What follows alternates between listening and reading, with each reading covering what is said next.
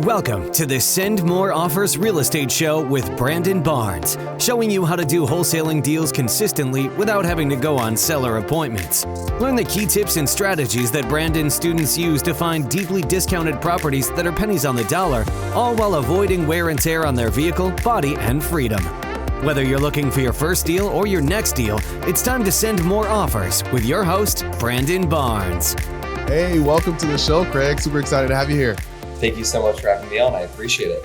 Yeah, awesome, man. So look, I just want to jump right into it. I mean, you look like a relatively younger guy, but you've already acquired over 500 million in multifamily and single family assets. Like, let's jump right into it. How were you able to have the success in a relatively short period of time? Yeah, absolutely. Well, I am 29, so I am not the grayest person who's doing real estate, obviously, although I'm starting to work on the grays over here. It is coming day by day. Unfortunately, Father Time will beat me at some point, as they say.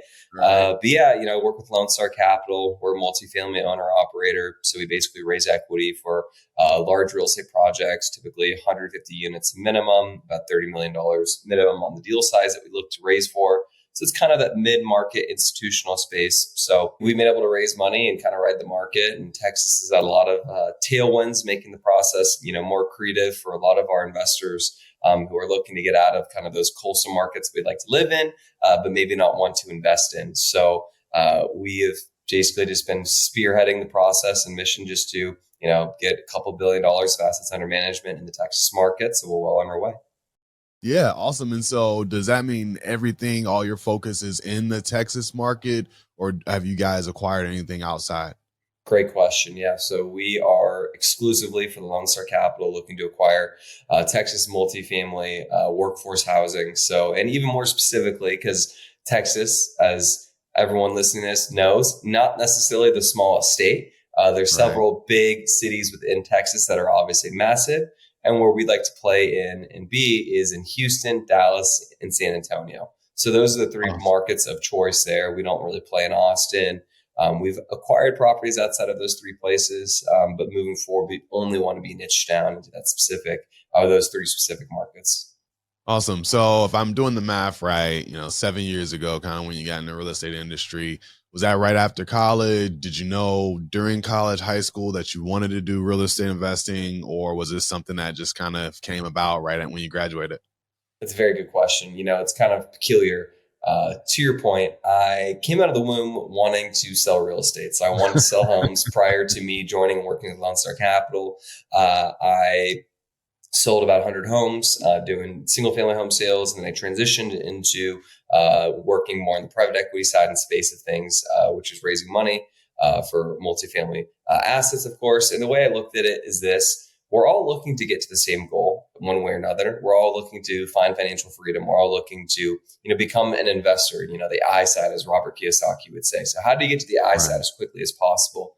And I found that the best medium for me to do that actually was, in fact, by working with Lone Star Capital and joining team. One of my best friends is Rob Beardsley, who's the principal and founder. He's published 2 books. So he's very, very intelligent in the space and kind of a lightning rod and figure and force there.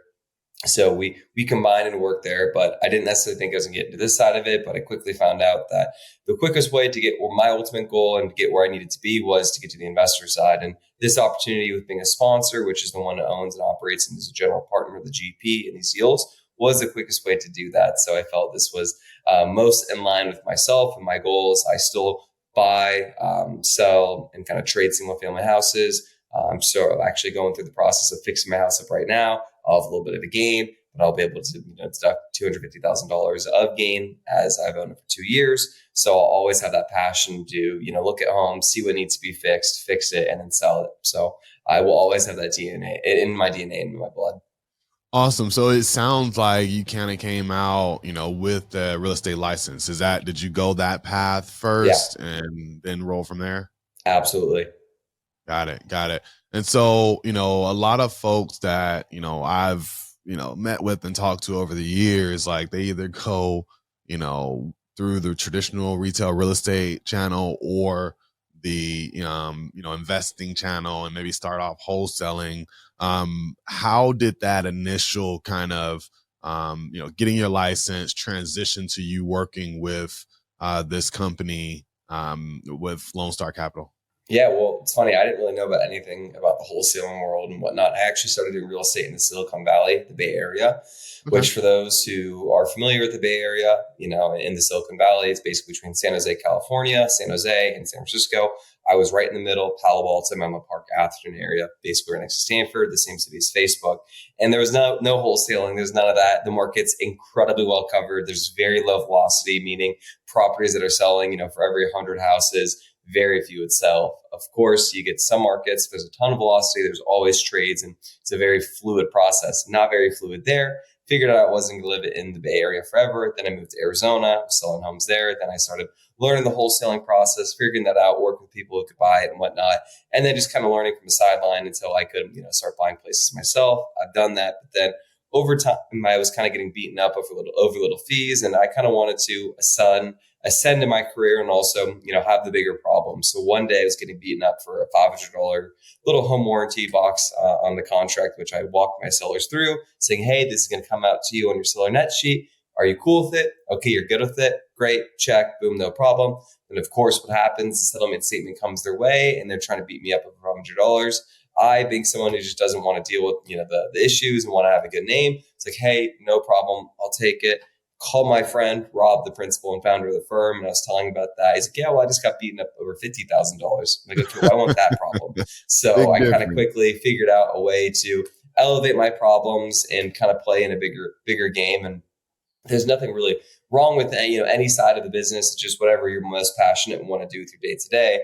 And funny enough, it's just basically doing flips and wholesaling on a bigger scale, as opposed to one house and one door. It is 150 to 300 doors that you're doing that project to. So I just figure, hey, do things on the biggest scale possible. I had a colleague at one point in my life. It's like, hey, if you're a waiter and you can sell a $10 bottle of wine, why don't you sell a $50 or a $500 bottle of wine? And if you could do that, why don't you sell cars? And if you can sell cars, why don't you sell houses? And if you can sell houses, why don't you sell planes? So I was like, okay, well, why not I just start thinking about the biggest thing I could possibly sell? So it just all of a sudden just naturally it flowed and graduated up to a great point where it made a lot of sense for me to do and to partake in. Yeah. Well, look, I mean, I want to tackle a few things there, but, I have a buddy here locally that also, he had aspirations for commercial real estate and multifamily, but he started off wholesaling single family, and he kind of took the Think and Grow Rich game plan of like going and learning from another organization. So he moved, younger guy, probably around your age, and he moved himself to North Carolina and learned from this big time commercial real estate investing group. And, he now moved back to Georgia, and now he's primarily focused on the commercial real estate game here. I'm wondering, like, when you made that decision to leave Arizona and come and work, like, what was that like early on learning curve and transition from the single family work that you were doing to working in the multifamily space? Yeah, well, it's a great question. And it's learning a new language. It's kind of like if you can speak Spanish. Okay, great. Well, this is Italian. They're both Latin-based languages, but there are definitely differences there. And there is a learning curve there. There's a lot of similarities. You got to worry about, insurances and things of that nature and figuring out per door costs and whatnot. But it is a different skill set. It is a different language, and the scalability changes. So you just got to figure out and get comfortable with the fact that you are relearning a new skill and a new tool. You got to figure out what's important. And then you got to figure out what makes sense for you. What are your kind of theses? What are your thought process and core beliefs within investing in that space? So kind of the transition from single family space, where I know to maximize value there, to multifamily, and learning how to invest there was definitely a jump and a leap, but it's something you just have to, tack on day by day and just try to get incrementally better, because trying to bite off everything at once is not going to be accretive nor productive for you to, really grow. So I would just recommend starting slow and easing into it. And, residential real estate and single family wholesaling space is definitely a great gateway into the multifamily space or just other forms of real estate. So there's really no wrong or right where you can start. Some people have the linchpin and starting point of, hey, I'm going to go and work as an analyst and really, understand the spreadsheets, do that there. that's a great way to do it. I took a different approach. I, come from the sales side of it, but I just was eager and willing to learn and keep an open mind, and it all worked itself out. Yeah, no, it's great. I want to kind of deep dive that a little bit though. So, once you said, "Hey, all right, I'm gonna do this multifamily thing. I'm gonna learn. I'm gonna, really try to relearn how I look at things and how I underwrite properties." If somebody wanted to kind of replicate what you did and say they have a good buddy that's also buying in the multifamily space, and they can go and work with them and learn from them. Like, what were some of the things that you did to really add value to the group? Did you say, "Hey, I'm going to go on all of the like sales calls. I'm going to do a bunch of underwriting. I'm going to meet with owners of a multifamily." Did you guys tackle off market multifamily, or did you go through brokers? Like, Yeah. what was the No, path? and I'm very fortunate because my organization is very descriptive and discreet with what they want us to do. So I'm not talking to the brokers. I'm not underwriting the properties. I'm raising the money and bringing the capital and learning these deals and then presenting it to people. So basically continue Got with the it. sales side and whatnot. But there's multiple ways to do it, and every situation is different. You just got to figure out, I guess, ultimately where the firm or respective, buyers you're working with are and what they need you to do, and figuring out a way to make it happen. But, for 6 months prior to me joining the firm officially, I was going to every single, I was listening to every single sales call. I was listening to every single partner call. I was trying to absorb as much as I can, starting from, ground zero with nothing, no foundation, just trying to be a sponge, learning for free, kind of taking the initiative to do that. So I'd have a softer landing once I officially started full time doing that. So that was a very positive way to do it, where I was learning as figuring things out, but it was a slow incremental gain and just process. And I feel finally, after a full about year and a half of learning, that I actually know left from right now, up from down, and I have my bearings straight. But it did take some time to get there. And that was me even after having 7 to 8 years of residential real estate sales experience, wholesaling experience, so on and so forth. So these skills do compound and accumulate over time. It just does take time. So be patient with yourself first, because things and concepts are going to skip quicker as some people than they will for others. Maybe they can understand just the concept, but they can't think 3Dly with how it works for their investors and, all the other parts and components together. So just be patient. Things take time, and just try to chip away. Yeah. So let me break this down, because kind of reading between the lines, like, you're on like in any type of large asset class, right? Expensive asset class, you can be on the acquisition side, or you can kind of be on the sales side. So acquisitions, right? You're going and trying to find these deals, or you're working with brokers, underwrite these deals and say, "Hey, all right, this is a good deal." But you're playing more so in the capital raising side. So finding buyers that are going to pull together their funds and resources to then go and purchase these assets, and then they're going to get a return on them. And so talk us through, like, what's the process like, day in the life for you? Are you reaching out to unknown buyers? Are you trying to generate new investor capital, or are you working with some of the folks that you guys have typically worked with and just trying to share these different opportunities to them? Yeah.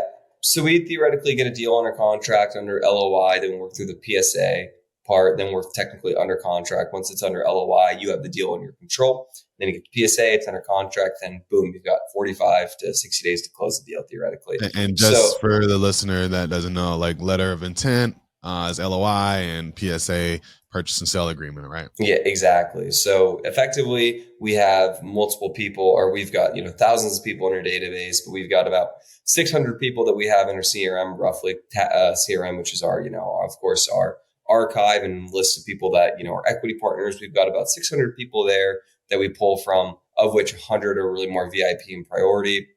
We kind of go there to figure out if they're going to raise capital, bring equity into our capital stack, which is, let's say if we're buying, a place for, 40 million, we need to raise $15 million.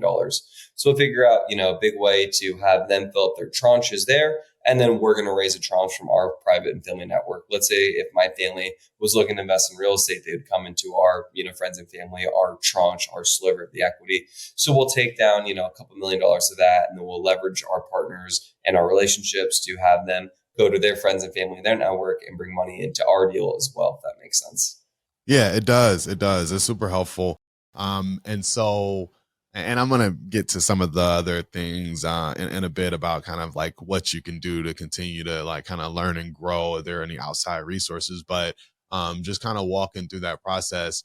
If you say you have someone that's a VIP, all right, and you got a deal. Like, how's that conversation going? What are you doing to add value in these situations? Yeah, I mean, the great thing is that we have very sophisticated people who are really our VIPs. They know the process, they know us, they know what our deals are going to look like. They look for a couple of quick things in there. I don't have to do too much selling for people like this, to be honest with you, which is great. They Really, the know what they selling and want. the salesmanship comes into place when it's a new partner. And I've got to kind of convey what we're looking for, what we can do a little bit differently to basically be in receipt and earn their equity effectively. So there's multiple ways to handle it. But ultimately, I usually just kind of lead them to water. I let them know what we like about it. And then they're going to ask me individual questions on a specific basis. But the great thing is that we have such great investors and so much buy-in to my firm, our firm, Lone Star Capital, that it's not like pulling teeth or anything too dramatic to get them to want to work with us. I'm happy to ever walk through the spreadsheets to kind of derive and deliver to the numbers that we're basically showing you there. But ultimately, it's not too difficult of a process once I know they're interested. It's kind of rinse, wash, repeat, if you will, with regards to our process Makes at that sense. point. And they just have a couple of things they like to ask, and then they feel comfortable and get behind it. So fortunately, when we do have our VIPs, it's a very easy process. Makes sense. And to connect this to the person that's out there that's maybe wholesaling, maybe they're acquiring some single family, maybe they want to get into multifamily and they're looking to raise capital. To apply this kind of to them, there was a multifamily investor that I interviewed a while ago, Reed Goosens, and he mentioned like, look, if nothing else, like, if you're a wholesaler right now in your market, like you should start to, cultivate the relationships like on your buyers list, like, let them know, what you're doing, update them, maybe put a newsletter together, so that folks, you can start to build those relationships with those VIPs that may already be on your list. And so I thought that was very useful to somebody who maybe isn't at that point, but if they do have a great opportunity that then comes across their desk, maybe they reach out to a seller that has this, massive portfolio and they want to try to take it down. And then they start to reach out to some of these buyers. Like, what would you advise that person? How would you tackle, and this to relate this to you, a newer investor that you're trying to bring into the firm to, invest? Like, how do you start to kind of reach out and build that relationship with somebody that maybe hasn't already invested in a previous deal with you guys? Yeah, absolutely. Well, I think the biggest thing is just transparency. It's sharing value. It's showing people what we're up to, kind of giving them all of the important items from a due diligence perspective, having them audit and underwrite kind of us as a firm, what we're up to, giving them testimonials, letting them, reach out to other resources. But we want the people that want us, right? So at this point, we've got so much content out there. We have so many lead magnets. We're going for the low hanging fruit. I personally am in a unique situation with the firm where we are attracting people to come in through all of our magnets, for all the content that we're creating, for all the mediums we're going to, having, someone like you, Brandon, allowing me to come on our show. We've got multiple streams like that coming in. So we really want to attract and grab the attention of the right people where, people are coming to us when they have a need. It's kind of like a Coke commercial where, hey, you see the Coke commercial. That doesn't mean you want a Coke right now, but when you go to the checkout at the grocery store or at the convenience store at a 7-Eleven and you're making your decision, boom, you choose the Coke. Okay, great. Well, if we are a group and we're constantly putting information out there, constantly putting materials out there, over time, peppering, we're top of mind.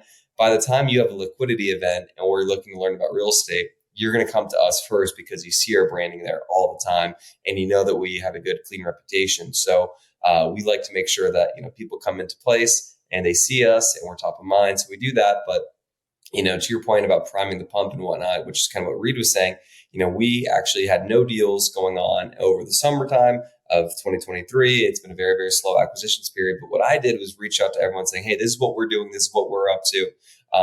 Let us know if you're ready. Let us know if you're still in alignment. And also, if you're not looking for what we're looking for, please let us know so we don't have to set any or waste any time setting you deals, following up with you. If it's basically just, blowing into the wind, right? If there's no use or need there, let's just, do ourselves both a favor. Let me not have to follow up with you. Let me not have to send that email to you.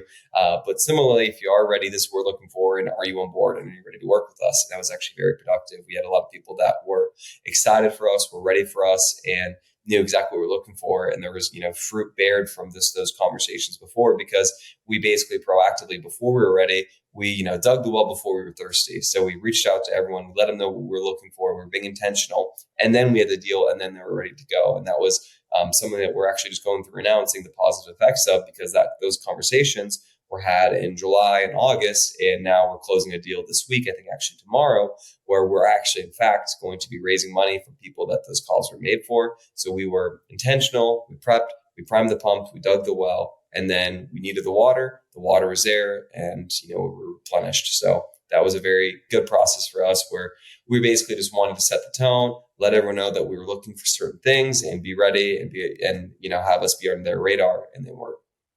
Awesome. Super high level. What are the details of that deal? Just in general, what type of asset, for the average listener that's maybe curious, like what type of deal was that one? That was a 240 partial tax abatement deal in San Antonio, Texas, going in cap rates about 7.43%. And then our debt was about 5.72%. So a bunch of positive leverage there. Positive leverage means the cap rate is higher than interest rate. It's a very big thing in the business. So there's a light value add project to be done there, just some unit renovations, but a partial tax abatement, really great cash on cash return, multifamily deal. It was a 1986 vintage. So that's the year it was built. Yeah. Explain the tax abatement piece. So essentially we offer modest rent restrictions. In exchange for modest rent restrictions, we need to eliminate partial or all the property taxes. For this deal, it was a partial tax abatement. So this property already falls into NOAA. For those who don't know what NOAA is, it's naturally occurring affordable housing. So the best when we can partner NOAA with a tax abatement structure where there's not that much of a handicapping on the rents there that we have to do, and we get a big return there. The investors get a good return. The tenants get rent control and subsidized there. And then investors, of course, get a good return because once you eliminate, the biggest expense to the property, one of them, or at least, remove a bunch of it, the free cash flow gets increased. So it's just a great opportunity there. Awesome. I got two more questions for you. One, if you were starting right now and you had a deal and you needed to raise capital like ASAP, what's the first thing that you're going to go out and do? How are you going to start to set that up so that you are successful when you have that deal and you need the funding? I know this doesn't answer your question, but the answer is when you need to raise capital, the best time to have to raise capital is to have done it yesterday, and it's to prime the pump. So if you're thinking about doing things, if you want to get into it, I 100% encourage you to do so, but get ready about 3 to 6 months before you actually need the money. Let everyone know your message, be intentional, then reach out to everyone, see if there's a need, see if there's a fit to figure out who you can raise from. That's what I recommend doing. I'm sorry. I know it's not urgent right now. I don't know what I would do if I need to find money for a deal and wasn't ready to go. So to answer you, that's my answer. Yeah. And what's the kind of type of profile if you were going out and finding some of these investors? Are they typically professionals, doctors, lawyers? Where do you find most of the folks that you're kind of dealing with? What type of professionals are they, I guess? So I would say for myself here, I don't want to answer that for me because it needs to be unique to you. So it needs to be unique to you and your story. If you are a real estate agent and you want to raise capital, speak with your real estate agent friends, speak with people who are professionals who you can understand their pain points, what they're looking for, what you've gone through. That is your community. That is your niche. If you're in tech sales for a certain group and you're an account executive, sell to those people, sell to what you are. And then from there, referrals will stream out. So it's all unique to your situation. If you're a firefighter that you also loves real estate, figure out ways to connect with more firefighters or police officers, whatever it may be, that are in your kind of niche, because they will not naturally know, like, trust you more than some other average guy like myself who's a real estate professional trying to speak to firefighters, because I don't know those pain points there, but you know what it is. So find whatever is niche and unique to you and double down on that. Awesome. Love it. And then that other question is like, what type of resources do you try to consume or read or watch just to continue to keep your iron sharp so that you're able to, work at a high level in your profession?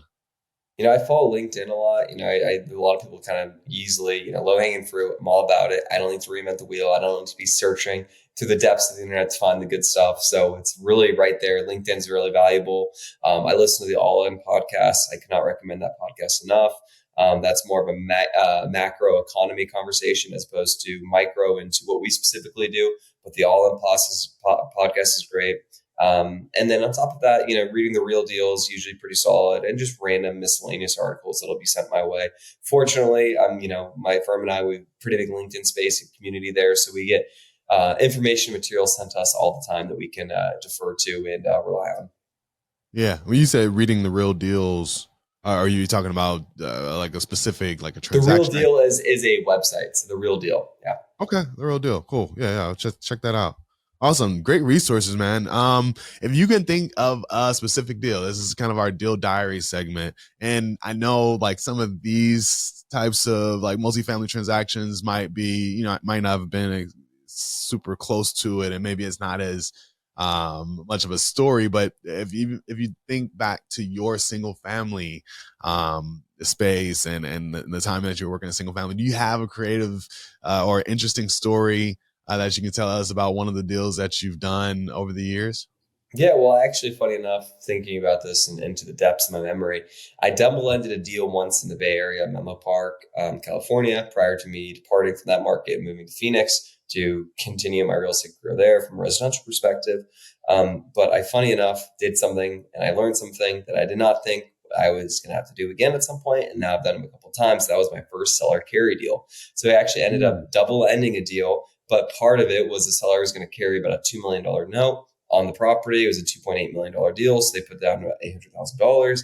And there was a seller carry note with the balloon payment. So I figured that creative finance, the pace Morby like style of things, way early before it got really hot. And I didn't realize there's going to be such a big niche community of things out there like that. But turns out that's a very, very viable way to conduct. He actually got a very good rate as well there. All parties won. We got paid. Seller got paid. The buyer got his house and we all won. So that was actually a unique situation there where there's not too much outside of that story there. There's nothing too crazy or, no kidnappings in this story, but it was fun. Right. It was fun. Yeah. Tell me a little bit more about that. So what was the situation, if you could recall, with the seller and the property? So the buyer had an interesting situation where they couldn't technically qualify for today because they were making more money. They were a younger couple. They were ascending their career. They couldn't necessarily qualify for the mortgage amount there, especially with some of their taxes and stuff. It was a little bit convoluted. They utilized some deductions and whatnot. So it was a little bit more of a unique situation than not. The seller was priced higher than what they thought, or was priced a little bit high, unfortunately. And the only way they could get it done is if, hey, I'm going to sell a segment of the house here. This will default back to me if you don't make a payment. I'll get my hat price, which is, they were willing to pay the most because they had a unique situation there. So the buyer could kind of only qualify for this house under the seller carry guys. And then the seller can only get the price there if the carry person came in. So both parties had kind of their sides that they had to hit. And it was a perfect match and agreement because they did have a meeting of the minds. We brought them two together and it's worked out very nicely. So both the seller was high with regards to what pricing they wanted to get to order or sell, and the buyer can only qualify if they had a carry situation. So it was really a perfect storm situation there, if that makes sense. Awesome. Were you the agent? Did you get paid through a commission or? I got paid through a commission. Yes. No. I got paid through a commission. It was easy. We actually discounted our fee a bit just to bridge the gap a bit more because if you're double ending a deal like that, there's plenty of juice to be had. So we thought it was a smart and ethical and fair thing to do. Very cool. Well, look, man, I can't let you go without putting you through a lightning round. Are you ready for that? I am. All right, let's do it. Awesome, man.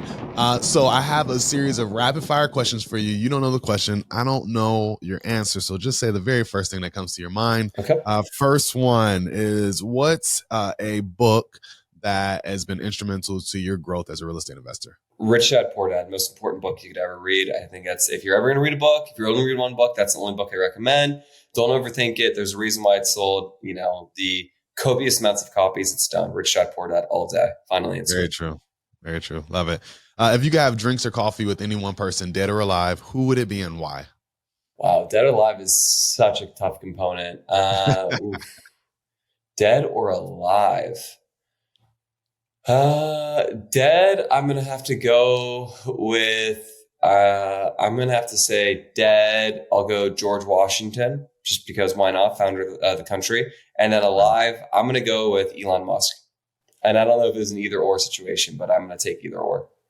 Nice. Love it. Good stuff. What's your best advice for someone looking to do their very first real estate deal? And I guess let's say multifamily. Oh, even anywhere in real estate, I think just start. I think, be disciplined, be smart with it. Don't be too eager to buy something. That's the biggest thing. Don't be too eager to buy something. Make it make sense. But, if it's close, if it's cutting hairs, just take the opportunity, take the chance. You're going to learn more by doing versus just watching and analyzing. So there's never going to feel like a perfect deal. Perfect deals don't exist. You got to get comfortable with it. Just find a way to create value in the opportunity. Good stuff. What's one mistake on a deal specifically or business in general that if you had a do-over, you would take that do-over? I think just generally, starting and going on your own at some point, it's kind of scary to have the, to do stuff yourself, to be younger like that and have people trust you. But the quicker you go out on your own is the quicker you're going to learn. So, be nimble, do things by yourself. If, you're in an individual space and whatnot, if you're capital raising, if you're, a residential sales agent, go out alone, try it out there. You're going to learn a lot quicker and learn trial by fire, as they say, and you're going to have to go out and make it happen. So I definitely recommend that. If you're with a group though, and you're going to do multifamily, I definitely recommend partnership because there's too much to tackle by yourself. Well, yeah. Have you made a mistake on a deal, like specifically, or just? Oh yeah, I have not checked. I have sent over deals where I did not read thoroughly, where it's a 1% on seller commission or seller, sorry, not commission, but seller, financing this, that, and I didn't read that. And guess what? That happens. If you don't read the contract, it goes through and your client signs it and you didn't tell them, that's coming out of your pocket. So I learned the wrong way. Cost me 1%. It was only $5,000, thankfully. It was a $500,000 deal. I was selling it. But that was a mistake I will never repeat twice because of that. So my clients are more thorough and I need some of that fee there. Good stuff. What's the financial goal for your group, I guess, for this calendar year? You want to buy so many assets and, Yeah, we're looking to acquire $300 million of commercial real estate this year. So that is the goal. Love it. Love it. Love it. If you personally woke up tomorrow with $500 million deposited into your account overnight, what's the first thing that you would go out and purchase with that newfound money? Wow. That is a wild question. I would definitely say probably a mega mansion somewhere, to be honest. There you go. More real estate. That's always a go-to answer. I always think it's like if I was, and I legitimately mean this, let's say if $500 million came, I would still be working tomorrow. No, I'm not going to be waking up as early, and I probably have a professional trainer to work me out in the morning to start, and my hours can be a little more condensed, but I'm still going to be working because I do love deals. Once you get that in your DNA and your blood, as you know, obviously, you don't get it out of you. So the juice of the deal is so fun to me. Very cool. I love it. I love it. What's your best advice for someone that's looking to scale or grow their business? Maybe they're struggling. They're doing a deal here and there. They're looking for more consistency. What advice would you give that person? This might be a little bit counterintuitive to what I said, but if you want to go fast, go alone. If you want to go far, go together. I do think you can accomplish more with the team. Depending upon what space you're in real estate, if you want to get into the multi or commercial side, you're going to need partners. If you want to do single family, you're still going to probably want to do it yourself, but you need systems and teams and assistants in place. So, we want to go fast, go alone. We want to go far, go together.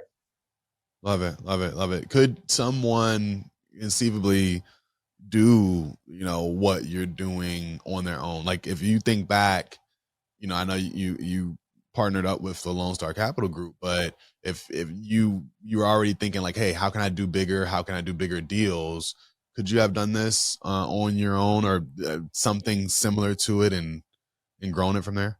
I don't think I could have in the multifamily space. No, single family, I could have grown that business. It was very big. Most people don't leave once you get it going. I just did because the opportunities do great here. But I don't think anyone could do this alone. Rob, who's the founder and co-principal, couldn't do it alone either. He had a partner to work with him on that. So that's by design. These are really complicated things. These are there's a lot of moving parts in it. There's a lot going there. If you want to just be a workaholic and enjoy nothing in your day to day, then do it by yourself. But that's probably not what we're looking to solve here. Right. Good stuff. Last one. What does send more offers mean to you? Yeah, I think you just got to send it out. I think, I can tell you this. There's 100% chance that if you don't place an offer, you're not going to, get into contract. So shoot or shoot, put it out there. You, as they say, you miss 100% of the shots you don't take. I think it's a Wayne Gretzky quote. So sending more offers means you got to put yourself out there and you're going to do more business. The more you do, the more you're going to get. Very true. Then I'm assuming you use some element of that in your space, even when you're raising capital, like maybe not an offer per se, but as it relates to what you specifically do, what are you shooting out? What are you, is it just, text messages, conversations, like it's everything. Yeah. We're looking to fill the goal, and I'm always a big believer in, presenting what you have there. Even if, the other party's pretty far apart, let them chew over something, and maybe it's not today, but it could be tomorrow. You never know when someone has a need. So you never, want to leave doors closed. It's kind of like an infinity loop where it's like, hey, you always leave the door open for any opportunity and any possibility. So leave the door open. You never know what may or may not come. Very cool, man. Well, this has been great, Craig. And we covered a lot of different things, exactly how the business model works, your backstory, what would you do in a place where, you need to raise capital, you start yesterday, right? And all the things that came with that, really great stuff. But how can folks, continue to connect with you, connect with your group, and invest in deals that you guys may have?